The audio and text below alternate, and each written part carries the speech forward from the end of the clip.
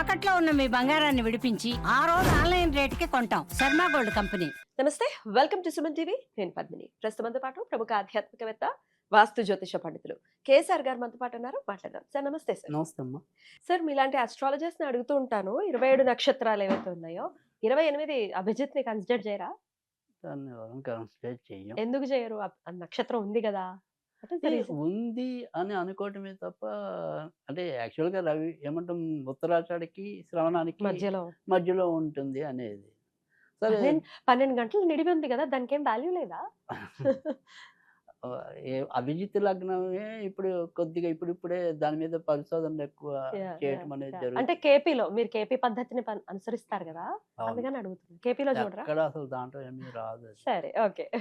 I got my answer. Right. ఇవాళ question ఏంటి అంటే 27 నక్షత్రాలలో సరే ఈ 27 స్టార్స్ లో తెలివైన స్టార్స్ అంటూ ఏమైనా ఉంటాయా? అంటే ఈ నక్షత్రం వాళ్ళు ఖచ్చితంగా చాలా బ్రెయినీ వీళ్ళు, తెలివైన వాళ్ళు. ఎందుకంటే ఎంత గొడ్డు చాకిరీ చేసినా, బండ చాకిరీ చేసినా ఎంతో కొంత తెలివితో చేస్తే, అంటే స్మార్ట్ వర్క్ చేస్తే సక్సెస్ అనేది కొంచెం ఫాస్ట్ గా వస్తుంది. అంతే కదా? రైట్. రైట్. అట్లా ఏమైనా ఉన్నాయా స్టార్స్, చెప్తారా? అంటే అది ఇప్పుడు మనం ప్రతి నక్షత్రానికి కొన్ని కొన్ని శక్తులు అనేవి ఉంటాయి.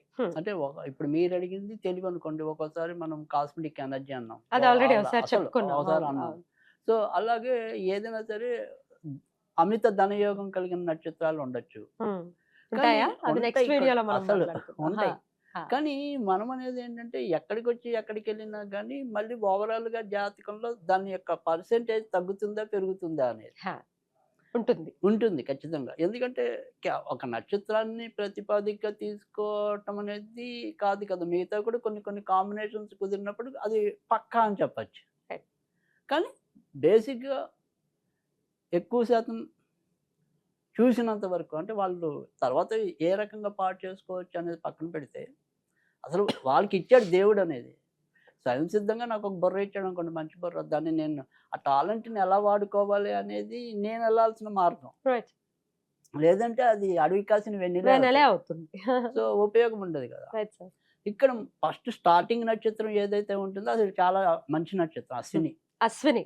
తెలివైన వాళ్ళు, చాలా తెలివైన వాళ్ళు ఉంటారు. కానీ వచ్చిన ఇబ్బంది ఏంటంటే, ఈ అశ్విని అవగానే ఇంచుమించుగా మాక్సిమం దాని దశే కేతు దశ 7 ఏళ్ళు ఉంటుంది. అవును సార్. తర్వాత వెంటనే శుక్రమాస దశ వచ్చేస్తుంది. ఈ శుక్రమాస దశలో వీళ్ళు ఏమాత్రం తప్పటడుగులు వేసినా మధ్యలో బ్రేక్స్ వస్తాయి విద్యలో. ఎందుకంటే శుక్రుడు కాబట్టి అనేక రకాలమైన వ్యాపకాలు కలిగిస్తాడు. ఒకడికి అదే పనిగా మొబైల్స్కి ఎడిక్ట్ అవ్వచ్చు, ఇంకోళ్ళు ఫ్రెండ్షిప్కి అడిక్ట్ అవ్వచ్చు. ఎందుకంటే 20 ఏళ్ళు కదా దాన్ని నిడివి. 20 ఏళ్ళు పైగా మంచి టీనేజ్ లో కూడా అదే ఉంటుంది. అవును. టీనేజ్ లో కూడా అదే ఉంటుంది.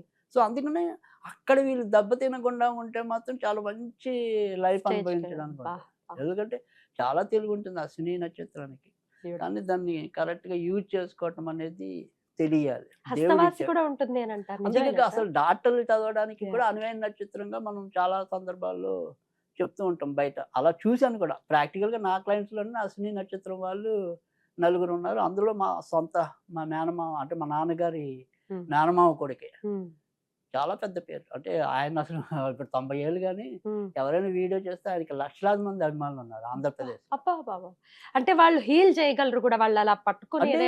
Siddhartha college professor doctor Ashwini Kumar అంటే చాలా మంది. ఆయన పేరు కూడా అశ్విని కుమార్. డాక్టర్ అశ్విని కుమార్, ఆయనకి అశ్విని నక్షత్రం పుట్టితే అశ్విని అని పేరు పెట్టారు, డాక్టర్ అశ్విని కుమార్. మీరు అసలు ఆయన గురించి బోల్ మందికి తెలుసు. మనకి ఎక్కడ కృష్ణా జిల్లాలో ఎక్కడైనా సరే రామారావు గారికి పర్యటన ఉంటే ఆయనకి డాక్టర్ ఈయనే. సో అలా అశ్విని వెరీ టాలెంటెడ్. సో వాళ్ళు ఏ సబ్జెక్ట్ తీసుకుంటారా అనేది కాదు, కానీ ఆ సబ్జెక్ట్లో ఖచ్చితంగా వీళ్ళు పైకి రావడానికి ఉంటుంది. కానీ ఆ శుక్రమాస దశలోనే మనం కంట్రోల్ చేయగలిగితే తల్లిదండ్రులు 20 ఏళ్ళు చాలా మంచి లైఫ్ లీడ్ చేయాలి. ఎందుకంటే శుక్రుడు కాబట్టి వెంటనే ఆయన మంచి డాక్టర్ అయ్యాడు. ఎందుకంటే శుక్రుడు వెంటనే వైద్యానికి ఉపయోగించే రవి దశ ఉంటుంది.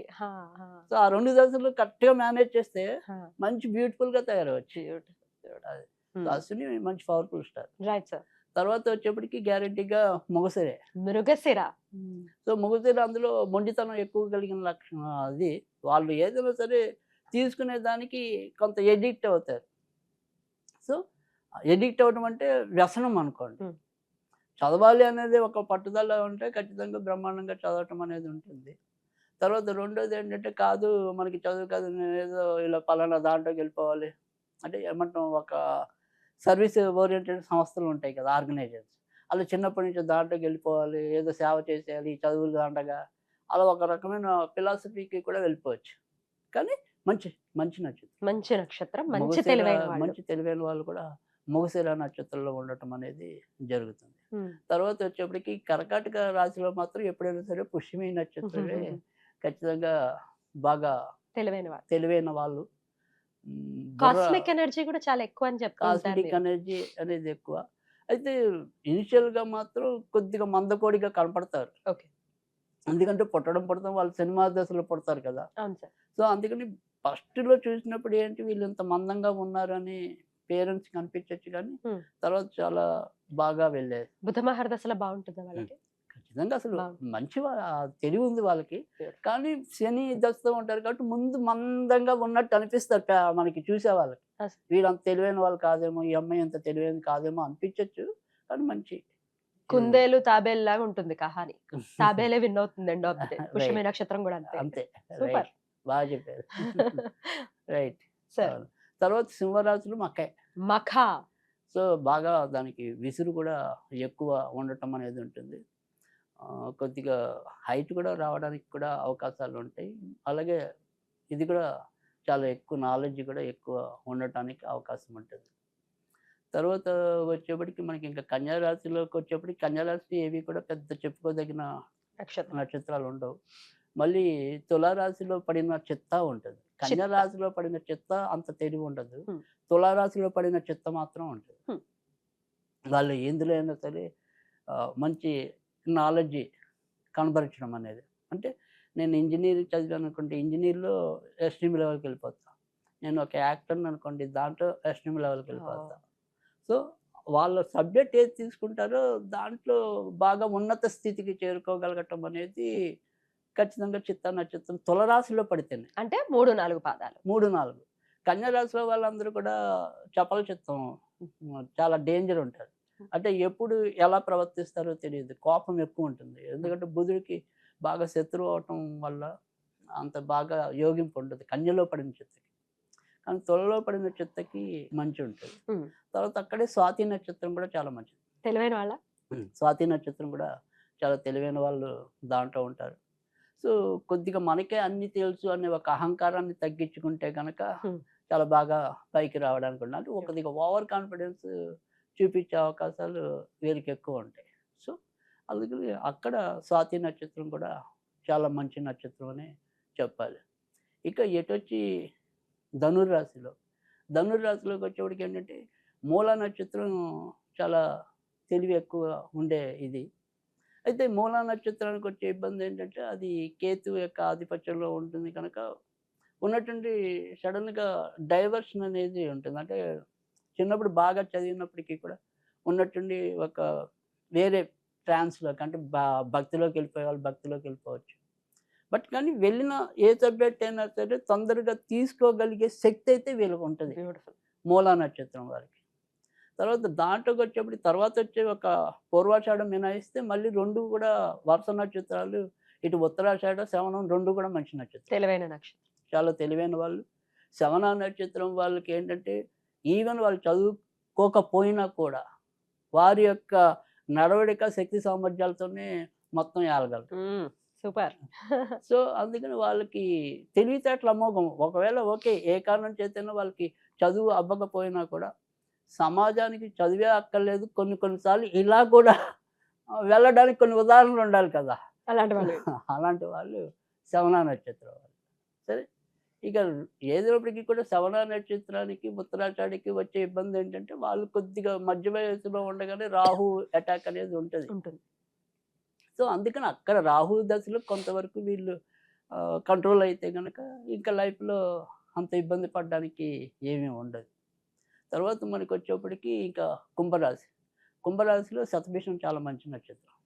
సో, శతభిష నక్షత్రం వాళ్ళు చాలా టాలెంటెడే. దేంట్లో అయినా సరే అంటే ఒకే దాని మీద అనే కాదు కనీసం 2, 3 విద్యలు కలిగి ఉండడానికి ఓహ్! కూడా. అద్భుతం. కాకపోతే ఇక్కడ 2, 3 విద్యలు కలిగి ఉండడం అనేది ఎంత తేలికో దాన్ని ఏదైనా సరే ఒకే దాని మీద స్టిక్ అనేవి బాగా కరెక్ట్‌గా ఉండటం అనేది అదొకటి అలవాటు చేసుకోవాలి.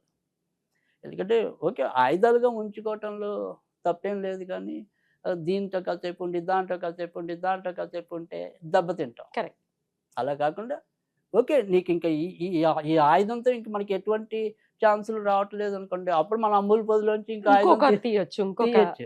అంతేగాని కాసేపు దాన్ని తీసి, కాసేపు దీన్ని తీసి, కాసేపు దాన్ని తీస్తే ఉపయోగం ఉండదు. అదొక్కటి శతభిష నక్షత్రం వాళ్ళకుండే బలహీనత.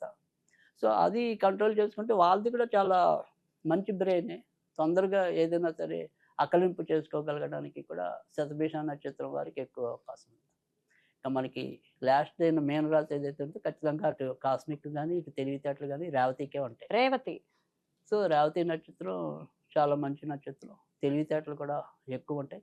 అయితే సేమ్ మనకి ఏదైతే అశ్విని నక్షత్రం లాగానే ఈ రేవతి నక్షత్రం వాళ్ళకి కూడా అసలైన జీవితం అంటే ఇంచుమించుగా చదువు అయిపోయాక ఉద్యోగం ఏదైనా ఉంటుంది కదా! అక్కడికొచ్చేప్పుడు కొంతవరకు శుక్రమహాదశ ఉండి దెబ్బతినడానికి అంటే ఆహ్, ఎప్పుడైతే బుధుడి నక్షత్రం అవుతుందో ఎంతో కొంత వ్యాపారం చేయాలనే కాంక్ష రావచ్చు. సో, అలాంటప్పుడు ఆ వ్యాపారం చేయడానికి వారి జాతకం అనువా కాదా అనేది అవసరం ఉంటది. కానీ జీవితంలో ఒక్కసారైనా సరే వ్యాపారం చేయటం అనేది, ఆ వ్యాపారం చేసి చేతులు కాల్చుకునే వాళ్ళు దాంట్లో కనపడతారు. సరే ఎదిగిన వాళ్ళు దాంట్లో కనపడతారు. 2 ఉంటాయి. కానీ నేననేది ఏంటంటే, ఆ శుక్ర మహాదశ వచ్చినప్పుడు వీళ్ళకి ఇలాంటివన్నీ అంటే లగ్జరీ లైఫ్ కావాలనిపిస్తుంది కదా! ఆ లగ్జరీ లైఫ్‌కి తగినంత జీతం లేదనుకోండి డిసప్పాయింట్‌మెంట్ ఉంటది. అందుకని అక్కడ రేవతి నక్షత్రం వాళ్ళకి చాలా మంచి బ్రెయిన్ ఉంది. దాన్ని ఇంకొద్దిగా పాజిటివ్‌గా చూసుకోవాలి. తల్లిదండ్రులు చక్కగా పెంచుకోవాల్సి ఉంటుంది. రైట్. ఒకవేళ 3, 4 పాదంలో ఉందనుకోండి, లాస్ట్ లో ఉంటుంది బుధ దశ. కరెక్ట్ కదా! ఏజ్ లో అందుకని శుక్ర మహాదశ అది వస్తుంది. నేననేది. అందుకని అక్కడ కరెక్ట్ సార్. ఎలా చూసినా కూడా వీళ్ళకి కొంత ఇబ్బంది. అశ్వినికి వీళ్ళకి కొంత అంటే అశ్విని శుక్రుడు ఇప్పుడు మనకు చూసుకోవాలి. చూసుకోవాలి. అటు మూలకి కూడా అదే ప్రాబ్లమ్ ఉంటది. అంతేగా. మఖకి అదే ప్రాబ్లమ్ ఉంటది. ఎందుకంటే కేతు నక్షత్రాలు. కేతు నక్షత్రాలు కాబట్టి. బ్యూటిఫుల్ సో, అందుకని ఆ రకమైన జాగ్రత్తలు తీసుకోవటం అనేది అవసరం ఉంటుంది. ఈ 11 నక్షత్రాలు ఖచ్చితంగా తెలివైన వాళ్ళు వీళ్ళు అని ఖచ్చితంగా చెప్తున్నారు. Beautiful sir. Right. Thank you so very much. నమస్తే ఓకే. సార్.